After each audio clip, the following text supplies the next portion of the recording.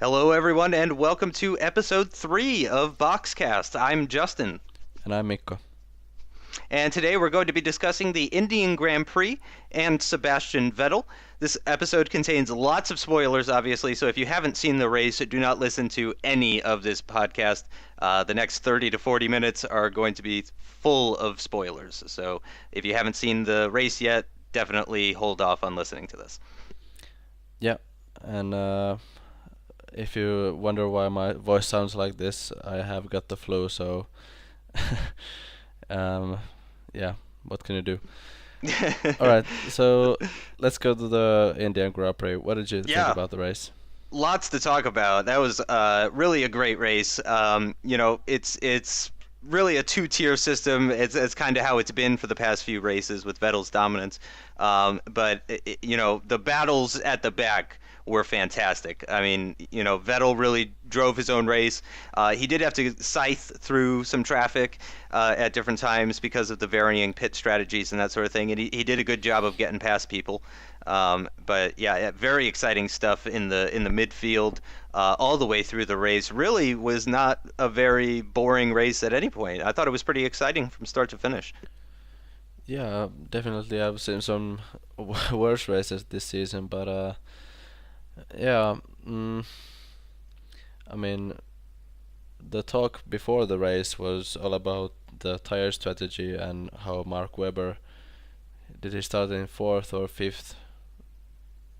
Fourth, he Fourth, was in yeah, fourth. yeah, behind the Mercedes. Yep.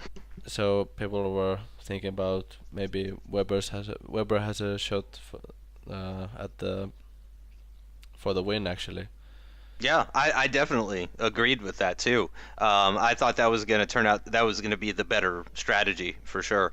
I figured Weber would be doing a two-stop, stopping like somewhere between lap 25 and 30 for a set of primes, and then stopping again at the very end for options. They did end up going option or excuse me prime for Weber in the end, didn't they? Yeah, and both Red Bulls staying on the option tire for like 2 or 3 laps or something. Yeah, really just to get it out of the way. I mean, it's really surprising too, because these tire compounds are supposed to be right next to each other. It's not a huge gap between these. It's not like, was it Korea where we saw the super soft and the medium? Mm, yeah, I think so. I think it was Korea where we saw the super soft and the medium. I mean, that's a big gap. So I would expect the medium tires to last a lot longer than the super softs. But at this track, and maybe it's just because of the abrasion levels or the heat levels or something. This track really seems to favor the medium compound tire. It's did really well, a lot better. I mean, Pirelli was saying do not do more than 35 laps. I think they said do not do more than 35 laps on the set of mediums, and then they said don't do more than 15 laps on the set of options. Did Sutil ended up one stopping in the end, right? Yeah, and Grosjean. So I think he did 18 laps on the option tires, which is three more than what Pirelli said was okay, and he did 42 laps on the prime tires, which is seven more than what Pirelli said. So, maybe the track just rubbered in over the course of the weekend, and that allowed the tires to be a little bit more durable. Certainly, there was no temperature issues. We know that there can be a lot more graining and abrasion that happens to the tires in the colder conditions, like we saw in preseason with the tires surviving not even a full lap before before just totally falling off.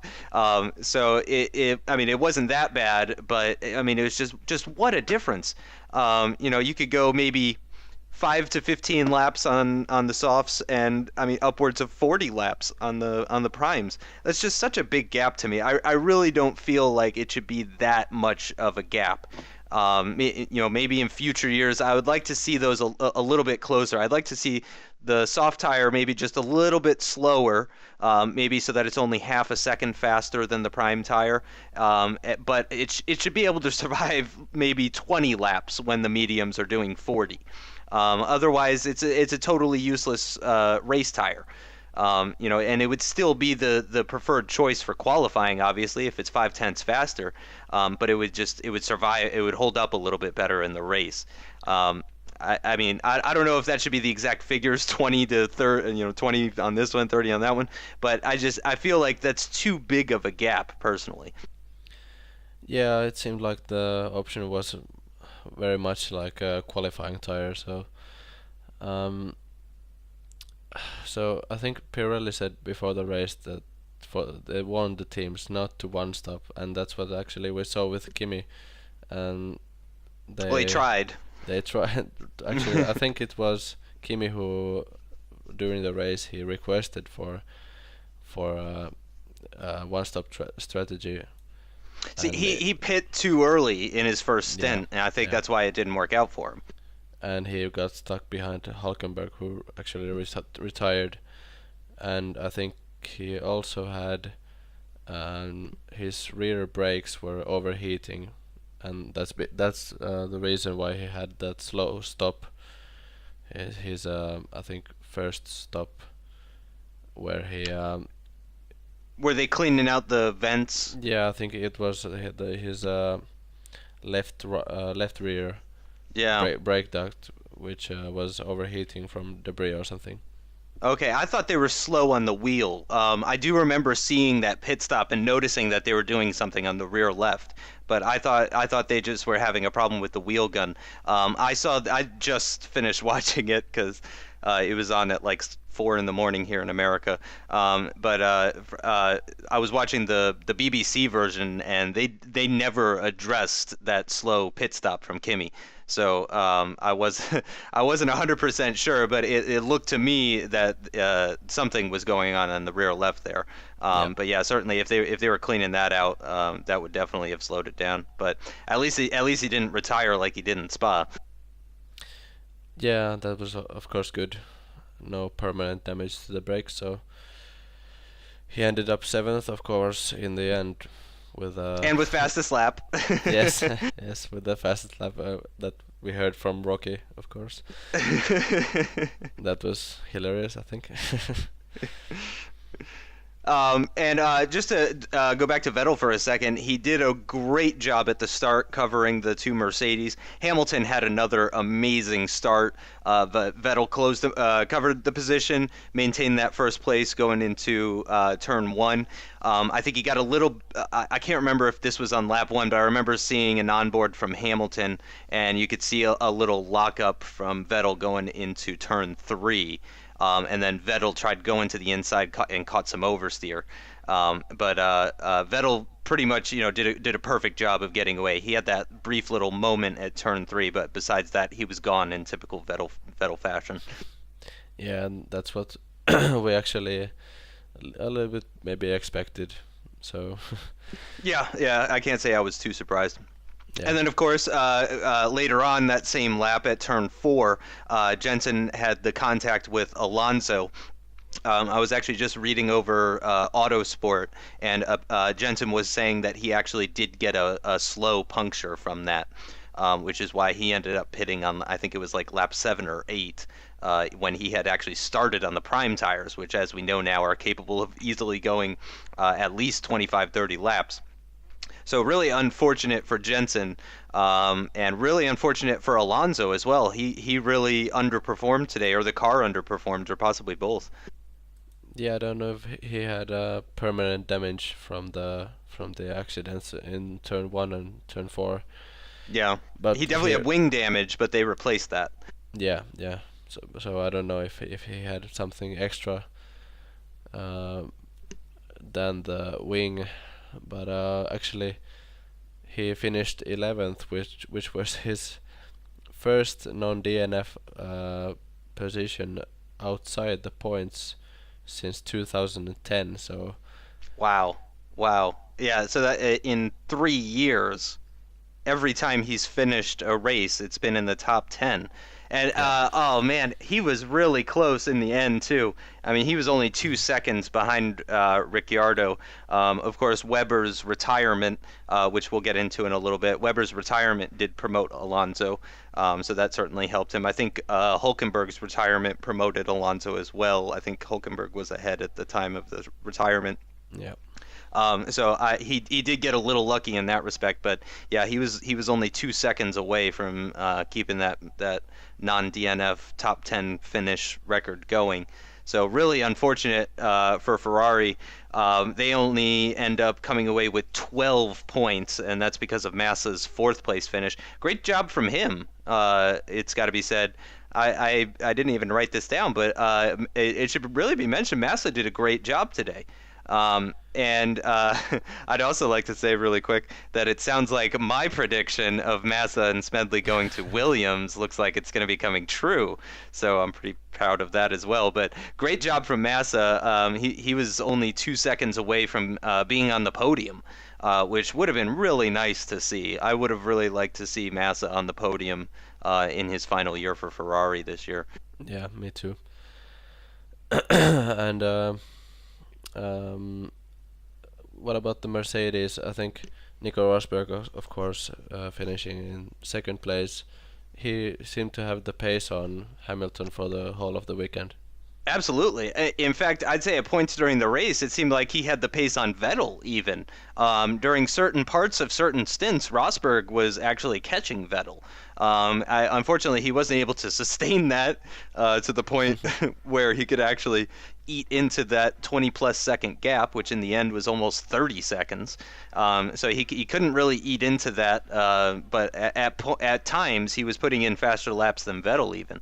So I mean, really, really a great job from Rosberg, and I think he's really proven this year that he deserves to be alongside Lewis Hamilton. I still think that's one of the strongest lineups, even going into 2014 with Raikkonen and Alonso. I think Rosberg and Hamilton is almost as good, is pretty darn close as good of a pairing versus the Raikkonen and Alonso Ferrari for 2014. Yeah, I think so too. He has had his share of bad luck in the past, so Yeah, some engine problems. yeah. And uh, what about Grosjean? He of course did a one Top stop. Yep, the top one stopper. He was the fastest out of the people who, I mean, who did end up one stopping in the end. Of course, we already mentioned Sutil one stopped, Grosjean one stopped, Raikkonen tried to one stop, didn't quite get away with it. Did anyone else manage a one stop? No, I don't think so. Okay, well, good on them because both of them ended up in the top 10. So great drive from Grosjean and Sutil. But again, we see Grosjean on the podium. Out of the Mercedes non-Red Bull drivers, he must have gotten. I'm not going to look it up right now, but he must have the most podiums this year out of everyone. Especially if you count out the people who have actually won races. If you take Vettel, Alonso, and Hamilton out of the equation, I mean Grosjean has had a staggering amount of podiums. He's just so consistent, and he's on this great form right now. Ever since Raikkonen announced that he was leaving, it's really amazing to see him growing as a driver. I had my doubts in 2012. 2013, I was really optimistic, and I would say that optimism has he's matched my optimism. I think he's really maturing as a driver, and I think he's a future superstar certainly. It's only a matter of time before he wins a race. He needs a car that's capable of beating Vettel in a Red Bull. Yeah, when if he qualifies better than than 17th, he'll probably have a chance at the end of this year. I If hadn't even if thought of that. if Vettel has a problem or something. Yeah, I hadn't even thought. I completely forgot about his qualifying woes, just barely getting knocked out by I think 3 or 4 tenths. I don't remember exactly, but I don't think he had the best of qualifying laps. So in the end, I think he was capable of sneaking into Q2 on the primes, but he just didn't. He kept having scrappy laps. Kept making tiny mistakes that were just losing him a few tenths each time. So really unfortunate that he couldn't have been higher up. Now that you say it, I guess it's possible he may have won this race if he had qualified in the top 10 and one stopped. Or if he had gotten to Q3 and maybe just not even set a time, started from 10th position, I think he might have even been able to win this. Yeah, I wouldn't go that far to say that he had a chance to win. The Red Bull is just too fast. Yeah, But he was 40 seconds behind, but I mean, yeah, he did have a lot of traffic he had to deal with. yeah. Um, let's try to wrap up this segment. What about um, Force India's both in the top 10 again? So Yeah, yeah. Paul Di Resta doesn't DNF this time. Yeah, good job for Paul beating his teammate as well. That's a nice end to his streak that he was having. Not quite like the streak that Hulkenberg's been having. It seems like either Hulkenberg does well or Di Resta does well. Because Yeah. Hulkenberg just DNF'd after a 4-race streak of getting points, and Di Resta finally gets points after, 6 races of being outside the points with 4 DNFs, something like that. So it seems like whatever luck they have just keeps shifting between them. But yeah, good on Force India. They came away with 6 points, so that's 6 points more than Sauber with only 3 races left. So that's going to help them hang on to that position in the Constructors' Championship. I am more of a Sauber fan than I am a Force India fan, so I would like Sauber to make a late year charge to grab that the 6th place in the Constructors' Championship. I think they got 6th place last year, and I think they're capable of getting 6th place this year. After this race, they are 23 points behind Force India. So it was down to 17 points, but Force India was able to extend that now. So it's 23 points with 3 races left. So Sauber needs to outscore Force India by 8 points per race for the next 3 races, and they can take that 6th place off of Force India. Yeah, it's kind of looking like Sauber's gonna take it, but it all depends on, probably they both need to score points, because the Force Indians look pretty okay, and of course Mark Webber retiring again. I don't know. I haven't counted all the problems he has had all this season, but I think he's probably finished the race as much as he's DNF'd. So I think it's Yeah, just his luck is unbelievable. yeah, not a great last season for Mark Webber. This is, of course, his last season in Formula One 2013. He's going to be joining Porsche for 2014. So, yeah, that's really unfortunate what happened. I mean, it would have been absolutely perfect if it happened to the other Red Bull. Yeah, I mean it just it doesn't seem like it ever happens to Vettel. So Yeah, just Silverstone really is yeah, the one time. yeah, So yeah, that definitely disappointing for Mark Webber. I was really hoping. I mean, he was looking like the number 1 contender to take the fight to Vettel for this race, and I was really hoping that he would get it because his fourth to last race. It would be really great for him to finally get a win this season, and go out with a race win. It would have been really nice. So of course we're kind of saving the best for last here. Sergio Perez did a great race today.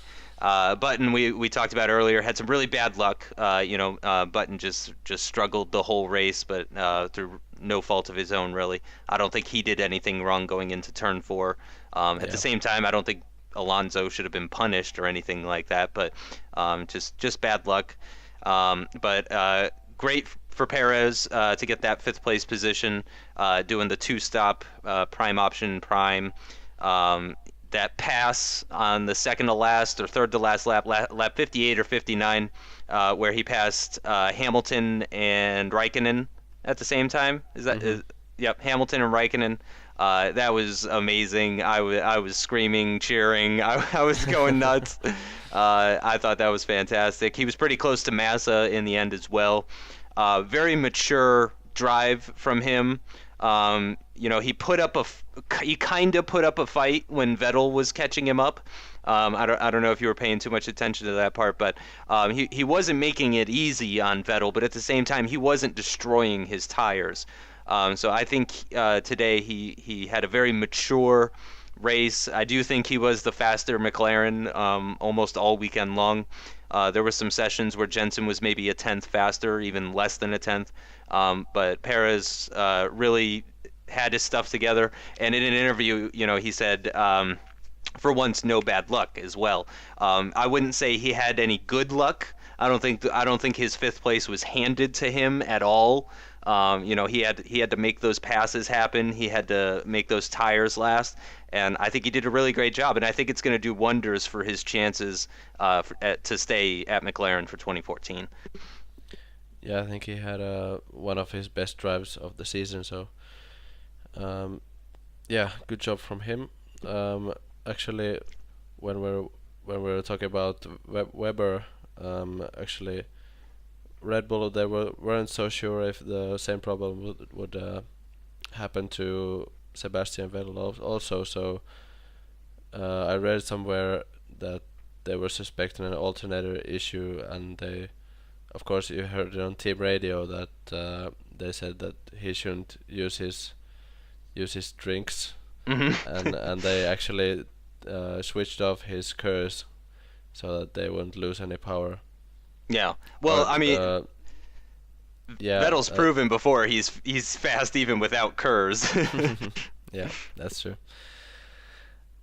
Um, what else? Is there anything else we need to talk about? Lastly, we do have a little bit more time for this topic. So, lastly, I do want to mention, of course, that this is the last Indian Grand Prix until at least 2015.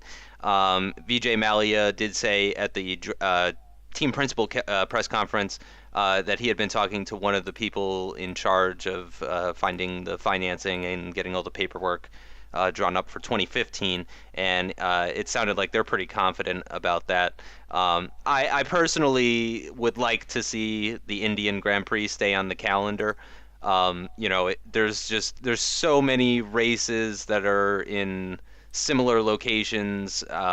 There's still a lot of European races. So, and India is an enormous market. It's the second most populated country on the planet, and I Hmm. really think that they really need to try and keep it around.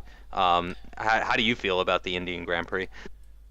Yeah, I think it's a nice track. Maybe a bit too much of a signature Tielke track, but um, yeah, I enjoyed it. I think I think the drivers also enjoy it, and it's as you said, like it's a good market for F1, and Absolutely. yeah, I wouldn't mind it seeing it on 2015. Yeah, absolutely. I just kind of thought about this, but how did you feel? Because I know Sky and I think BBC were both talking about at different points. How did you feel about people going wide, all four wheels off the track? Because we race in leagues with F1 2013, and that type of thing is frowned upon, especially if you're doing it multiple times a lap every single lap. And that's exactly what these guys were doing. Almost everyone was going all four wheels off the track for several corners during the lap. Yeah, and especially on qualifying, I thought that was uh, um, actually really stupid. I think, and Y- Yeah. I talked about this with my roommate. Uh, with I was watching the race and the qualifying, and it just feels a bit strange. I read somewhere after the qualifying that they had like a sort of a agreement that they can go over the Hmm. white lines in qualifying, but they're very stricter in the race, Hmm. which is kind of strange in my opinion. Yeah, yeah, I completely agree. And I was agreeing a lot with Anthony Davidson of Sky Sports when he was talking about a lot of the issues with this track. I think people are going off the track too much. I definitely think that's an issue. Mhm. But also, I think there's too much leeway with the runoff. I know the focus these days is on safety, and safety in F1 is definitely going to be a topic we hit on in a future podcast. But just to touch on it briefly, I think you can have a safe track with gravel traps. Um, Mhm. what I'm thinking, the first example that comes to my mind is turn 11, the exit of that Parabolica corner in Sector 2, the high speed right, double right. Yeah. The exit of that, people are going all four wheels off the track. They're on the AstroTurf even. I think where the AstroTurf is needs to be gravel, a gravel trap. It only needs to be a couple feet wide. You can have it go back to concrete, just a couple feet after the gravel trap. But pretty much, if you look at a picture of the exit of that corner, there's a strip of AstroTurf on like in between the curb and the concrete part. And I think if they just put a gravel trap, if they just filled that with gravel instead of having the AstroTurf, that would really encourage people, to keep your freaking wheels inside the white lines. Little changes like that would actually, I think, even make the corner safer, because people would, be less likely to go out onto that AstroTurf. And we saw that a lot, especially during the Friday and Saturday practice and stuff. People just going straight on after the exit of that corner. The curb and the AstroTurf would just kind of suck them off the track entirely, and they just continue on like nothing happened. I think one of the people that happened to was actually Romain Grosjean, possibly during qualifying. I can't remember, but I believe it happened right in front of Hamilton. And it caused like a little bit of an unsafe scene there. If they just had just a little strip of gravel, you don't have to make the whole area gravel in between the track and the barriers, but Yeah. even just a little strip of gravel would do wonders, I think. Yeah, I think before the turn 10, the long right-hander, there's the chicane and the exit of the chicane. I think actually Nico Rosberg was one of the drivers who went like Hmm. really like a whole car width off the track, and Yeah, yeah. Again, that's too much, I think. if you just had like a 2 foot wide gravel strip on the outside of that, it would really help to keep the drivers within the track. They came to an agreement together that everyone could just go wide. It was that corner that you mentioned, the corner that I mentioned, and then the penultimate corner. I think those were the three areas where people were really going all Yeah. four wheels off the track. And just putting gravel strips, like I was saying before, just small gravel strips, that would just remove the idea of them even voting on that. Just take it out of their hands. Just let the track people put that gravel stuff in, and then they won't even have the chance to vote on it. So Yeah, it's that track is a perfect example of I think ways to improve, or areas you can improve in the modern day tracks. yeah. I think you should take a look at I think it's the Lesmo corners in Monza, when there's the two right-handers, Hmm. and there's a like a bit of uh like a bit of a curb, like a bit of a like a longer curb that you can lean your car against it, but if Hmm. you go over it, your left wheel is gonna be on the gravel. And you're done. Yeah, Like you're gonna lose easily 10, 20 kilometers an hour. yeah. So I think that's a good option, so that you can uh, maybe put 50% of your car on the curb and still get away with it. But more than that, it's too much. Right. Yeah. Yeah. I agree. Like I said, you don't have to fill the whole track with gravel. Kind of like Suzuka. Like Suzuka, you get into the gravel and it just sucks you all the way to the barrier. It doesn't have to be gravel the whole way. It just needs to be these small gravel strips, just to deter people from. And it's a lot. It's a lot of tracks too. Our track here in Austin is guilty of this as well. I don't think there is any gravel anywhere on that track. I mean, it's almost entirely concrete runoff area. Yeah, actually, now that I think of it, the two Lesmos are really similar to the two Degnas in Suzuka. So Right, right, yeah, yeah. I mean, two great tracks where I think the FIA or whoever is choosing the tracks, Bernie probably should take a look at those tracks and yeah. Yeah, I agree. Yeah, I mean, part of I think there are benefits to the new style tracks. Don't get me wrong; like they're definitely a step in the right direction in certain ways, but in the other ways that we've discussed, they're almost kind of a step back. So I think somewhere in between is, they got to find that sweet spot of safety and difficulty. Yep. All right, so I think that's enough for the India Grand Prix, and I think what's the most interesting part of the whole race was what happened after the race, which was of course Vettel's celebratory donuts, which Totally I enjoyed. awesome. Yep. Yeah, Totally really awesome. cool. Yeah, I thought that was fantastic on him. Yeah, it was pretty obvious he was going to get a fine for that, but and he did get a fine. You told me earlier that he did get a fine for that, or Red Bull got a fine for it. Doesn't Yeah. matter. Totally worth it. It was absolutely amazing to see. I'm not a huge Vettel fan. At the same time, I probably wouldn't be booing him if he was standing on a podium in front of me. But just great show from him at the end, doing those donuts, going up to the crowd, throwing his glove or gloves out there to the crowd. He really does love this sport. He is a true Formula One driver. I mean, he gets a lot of criticism. Like I said, I don't particularly like the guy. He's not perfect, but I mean, he really does love this sport. He loves what he does, and he's really good at it. I mean, of course, the car is really good. That's helping a lot. He was 30 seconds ahead of the next person. I mean, you can't do that at this level of racing without having an amazing car. You would have to actually be some sort of superhuman to be that far ahead in equal cars. So Yeah. he definitely has a great car, I respect the guy. But I mean, when I saw those donuts, my appreciation for him like skyrocketed. I was like, "That's awesome! You are awesome! Thank you."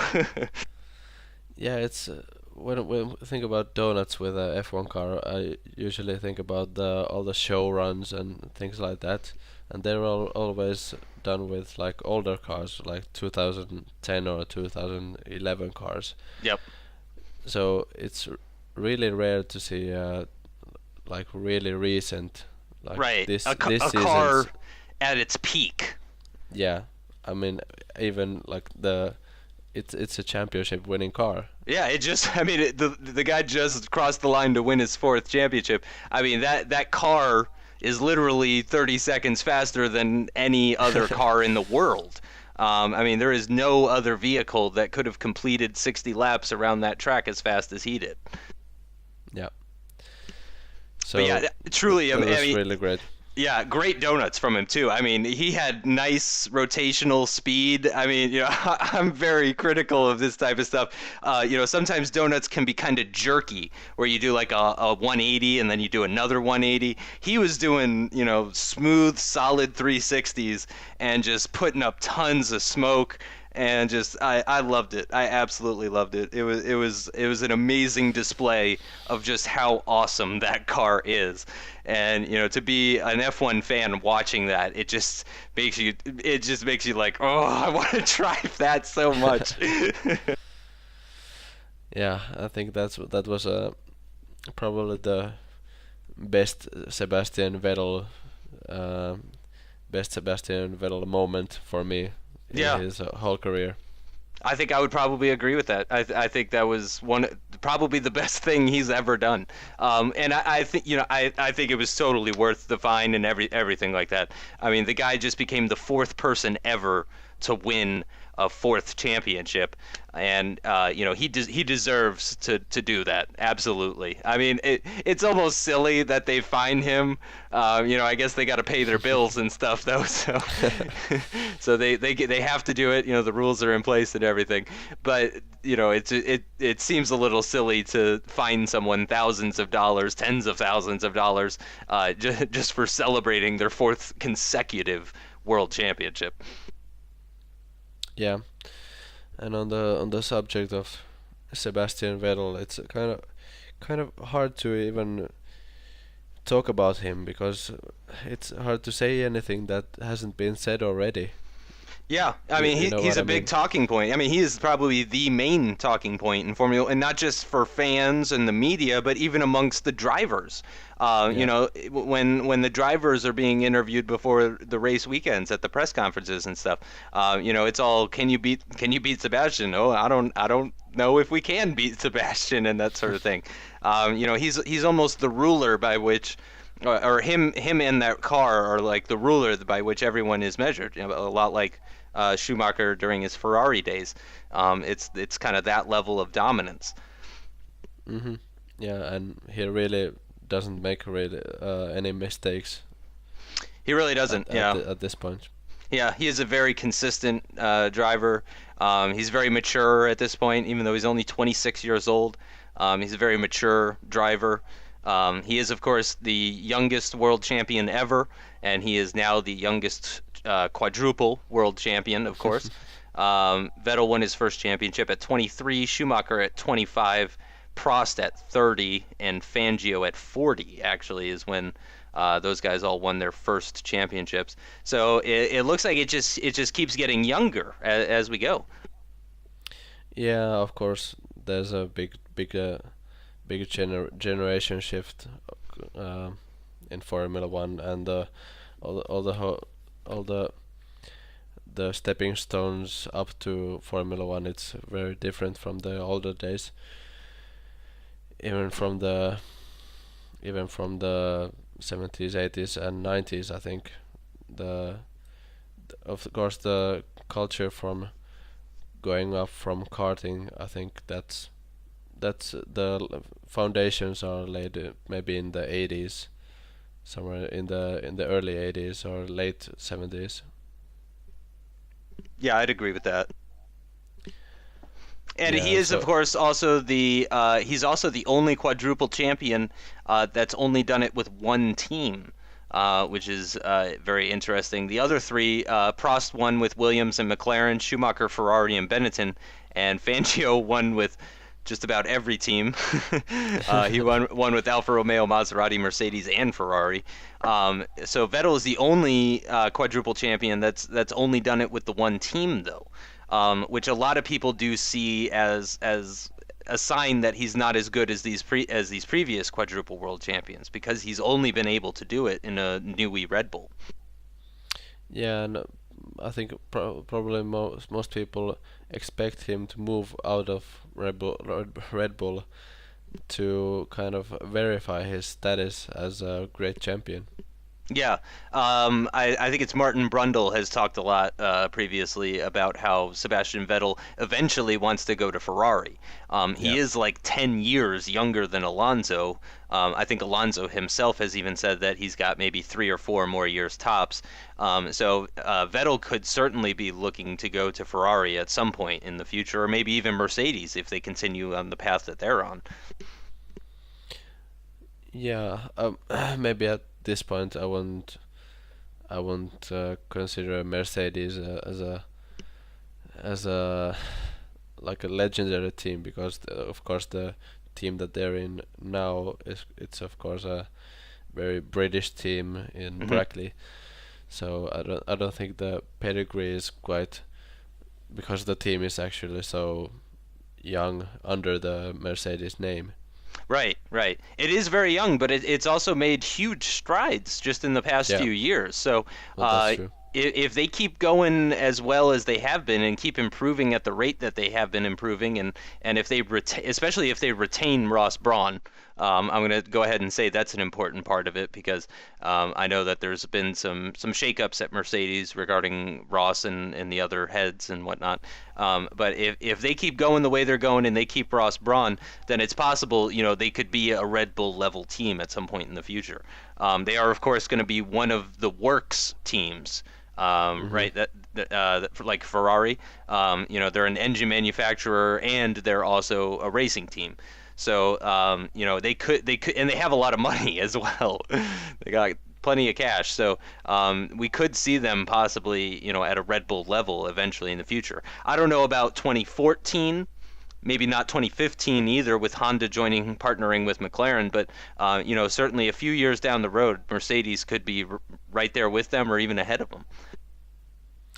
Yeah, only time can tell really. So we'll just have to wait. And I think the first time we'll probably see about that is next year. So we'll have to wait and see if the Red Bulls are still the dominant team in Formula One next year. So They definitely got a lot of cash, so it's very yeah, possible that they could still be dominant next year. But there's a lot of shakeups, which we've already discussed in previous episodes, not even just with the regulations, but with the drivers as well.